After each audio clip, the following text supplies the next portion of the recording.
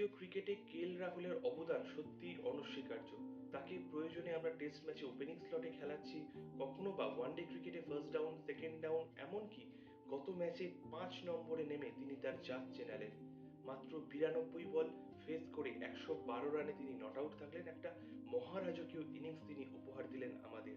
Top order fail করলে ৫ নম্বরে নেমে যে ভরসাযোগ্য ব্যাট ক্রমশ চওড়া হয়ে আমাদেরকে ফাইট করার জন্য মোটিভেট করছে, তার নাম কেএল রাহুল। তার এই ১১২ রানের ইনিংস সাজানো ছিল ১১টি চার এবং একটি বিশালাকার ৬ দিয়ে। তিনি যেভাবে ক্লাসিক পারফরমেন্স করলেন, তাকে ক্লাসিক রাহুল বলেও আখ্যায়িত করেছে কমেন্ট্রি সেকশন থেকে। একটা অসাধারণ ইনিংস। নিউজিল্যান্ডের বোলাররা যেভাবে ভারতীয় টপ অর্ডার, মিডল অর্ডারকে দমিয়ে রেখেছিল, তাদের এগেনস্টে চোখে চোখ রেখে লড়াই করার জন্য কেএল রাহুলের একটা দমদার ইনিংসই প্রয়োজন হয়ে পড়েছিল। নিউজিল্যান্ড এই ম্যাচ সহজেই জেতে এবং সিরিজে সমতা ফেরায়। তবে তার পারফরমেন্সকে কখনোই ছোট করা যায় না। অসাধারণ একটা ইনিংসের সাক্ষী থাকলো রাজকোট।